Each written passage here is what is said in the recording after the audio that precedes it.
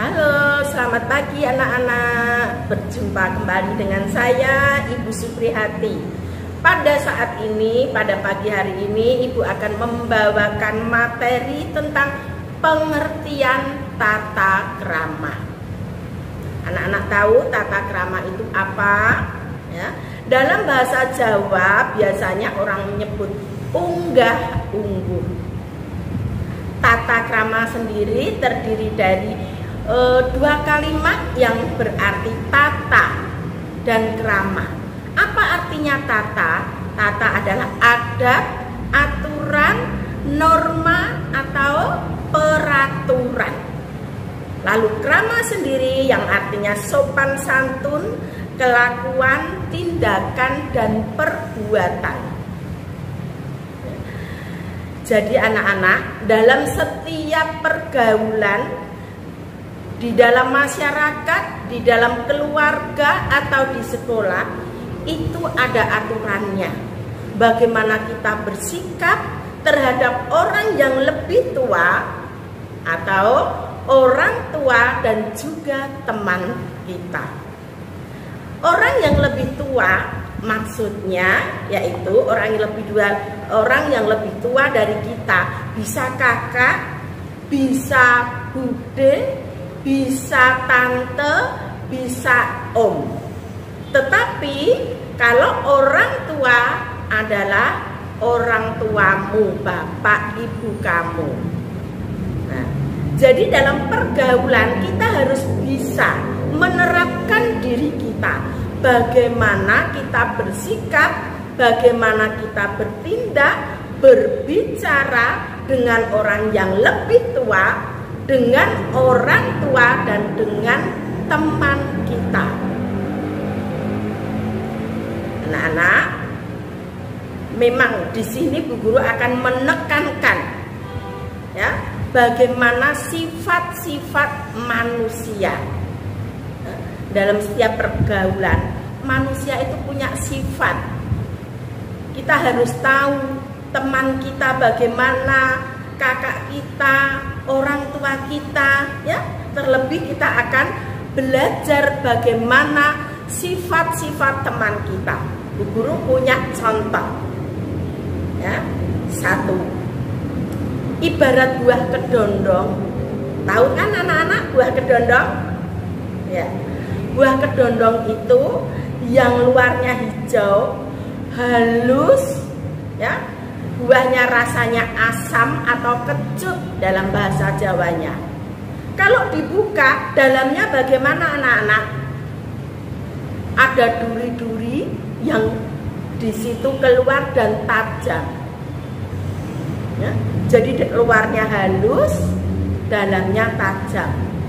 Lalu ada lagi buah durian yang luarnya tajam, dalamnya halus, baunya harum, rasanya legit. Lalu yang ketiga ada buah idaman. Nah, kalau idaman itu mungkin yang terbaik. Kamu punya idaman tidak?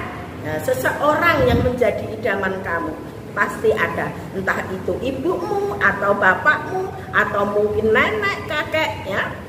Yaitu kalau buah idaman itu memang lebih baik berpenampilan sederhana, lalu berhati mulia dan terpuji dalam setiap tindak tanduknya, baik tutur katanya baik, cara berpikirnya juga baik. Maka tinggal kamu mau pilih yang mana. Tapi untuk menuju lebih baik itu perlu berproses. Anak-anak harus mulai belajar sejak dini untuk bisa menjadi lebih baik dan menjadi panutan atau idaman. Lalu ada lagi dalam kehidupan itu pasti tadi ada tata krama.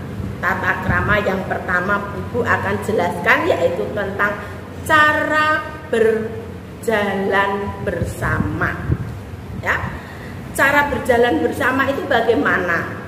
Kalau kalian di sekolah itu punya teman, bukan hanya perempuan saja ataupun laki-laki saja. Pasti ada teman perempuan, juga ada teman laki-laki. Kalau berjalan itu juga ada tata caranya. Karena bagaimana? Kalau kamu misalnya pulang sekolah bersama-sama berjalan, rumah saya dekat dengan sekolahan. Ada satu cowok, ada satu cewek pulang bersama. Bagaimana tata cara berjalannya? Yang cowok ini harus ada di sebelah kanan, berjalan bersama beriringan. Yang cowok harus di sebelah kanan, yang cewek harus di sebelah kiri. Yang perempuan ya. Jadi yang perempuan di sebelah kiri, yang laki-laki sebelah kanan. Kenapa harus seperti itu? Karena pada hakikatnya laki-laki adalah melindungi perempuan. Jadi seorang laki-laki walaupun kalian masih kecil harus bisa melindungi temanmu yang perempuan. Lalu selanjutnya, kalau ada dua wanita dan satu laki-laki ya, berjalan di sisi yang berdekatan dengan lalu lintas, laki-lakinya tetap di sebelah kanan, perempuannya tetap di sebelah kiri. Walaupun perempuannya itu dua, tetapi yang laki-laki tetap harus di sebelah kanan. Sekarang kalau ada dua pria, satu wanita, bagaimana berjalannya? Yang perempuan harus di tengah-tengah, sebelah kiri laki-laki, sebelah kanan laki-laki, dan yang di tengah yang perempuan. Ini cara berjalan. Ada aturannya ya anak-anak. Lalu berpenampilan, ada aturannya juga. Caranya nih, kalau pakai seragam harus rapi dan tertib. Nah, di sekolah, berangkat sekolah, sampai di sekolah tetap harus baju dimasukkan, pakai sepatu hitam, kaos kaki putih, ya, lalu pakai ikat pinggang. Ini sesuai aturan sekolah. Kalau di rumah juga lain lagi cara berpakaian. Nah, kalau mau bepergian juga lain lagi. Maka harus tahu cara berpenampilan atau berpakaian yang baik. Selanjutnya adalah cara berbicara. Ya. Kita kalau berbicara, ya, kita diberi mulut oleh Tuhan, berbicara dengan baik. Siapa lawan bicara kita? Mungkin Bapak Ibu guru, mungkin teman kamu, mungkin orang tua kamu. Ini ada tata cara berbicara. Kalau dengan orang yang lebih tua, kalau tidak bisa bahasa Jawa, lebih baik anak-anak pakai bahasa Indonesia. Ya, jadi ada tata caranya. Dengan orang yang lebih tua harus lebih santun, ya, lebih santun. Apalagi dengan orang tua, bapak ibumu, tidak boleh membentak-bentak. Ya, siapa yang di rumah kalau diberitahu atau dinasihati orang tua lalu marah dan bentak-bentak, itu tata krama yang salah. Kalau dengan orang tua harus sopan santun, ya, dalam setiap perkataan kita tidak boleh menyakiti perasaan orang tua. Lalu setiap bicara jangan menyakiti orang lain. Apalagi kamu bicara kotor, mengata-ngatai temanmu yang tidak baik, itu akan menyinggung perasaan. Ya. Selanjutnya ada tata cara yang lain lagi, yaitu tidak boleh memotong pembicaraan orang lain. Ya. Kadang-kadang orang tua kita baru bicara dengan bapak atau dengan kakak, kamu datang-datang tidak boleh memotong pembicaraan. Dengarkan apa yang mereka katakan, apa yang mereka bicarakan. Kalau memang seharusnya kamu boleh bicara, baru bicara.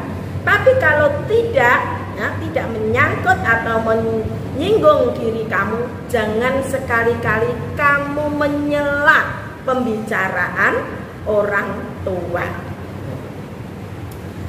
Lalu bagaimana kita bicara dengan lawan bicara kita?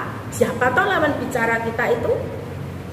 Ya, temanmu, orang tuamu, kakakmu, atau mungkin kamu di jalan ketemu tetanggamu. Nah, kita harus melihat bagaimana kita bicara dengan orang lain. Tahu ya anak-anak? Lalu tata cara menggunakan fasilitas umum. Tahu fasilitas umum? Misalnya jalan raya, lalu tempat sampah, atau apalagi ya anak-anak, taman bermain, atau mungkin kelas, ya, itu termasuk fasilitas umum. Bagaimana kalau kita menggunakan fasilitas umum, yaitu kita harus bisa menjaga, satu, menjaga kebersihan baik di dalam atau di luar kelas. Ini contohnya. Lalu kalau kita bermain di taman, kita juga harus menjaga kebersihan taman itu. Jangan buang sampah seenaknya, habis makan makanan buang, tidak boleh. Lalu dalam berkendaraan di jalan raya, kalau kamu pergi dengan bapakmu naik motor, jangan ugal-ugalan, tidak boleh ngebut. Kalau bapakmu ngebut, diingatkan, Pak, tidak boleh ngebut, Pak. Itu ada polisi, atau mungkin itu ada lampu merah, harus berhenti. Itu ada aturannya. Lalu kalau membuang sampah, harus di tempatnya yang telah disediakan. Di sekolah pun tersedia dengan tempat sampah yang banyak sekali. Nanti suatu saat kamu sudah masuk, jaga kebersihan sekolah anak-anak. Lalu anak-anak, saya tekankan, inilah cara kita melaksanakan tata krama atau aturan-aturan dalam kehidupan kita. Semoga anak-anak bisa memulai sejak dini, ya, memulai sejak dini belajar untuk bisa menjadi orang yang lebih baik dengan proses yang anak-anak lakukan dalam setiap pergaulan anak-anak. Bisa belajar di rumah nanti dengan orang tua, dengan kakak, atau mungkin bisa dengan kakek neneknya yang lebih berpengalaman. Anak-anak akan menjadi anak-anak yang hebat, yang terpuji, dan selalu disegani atau disukai oleh orang lain, akan menjadi idaman bagi siapa saja, terlebih pada orang tua, ya, harus sopan. Nanti orang tuamu akan bahagia dan senang kalau anak-anaknya menjadi lebih baik. Oh, ternyata sekolah di SD Pandian Lamper 1 itu hebat, mengajarkan beberapa hal, dan anak-anak harus mulai belajar sejak dini. Selamat berproses. Terima kasih. Dadah.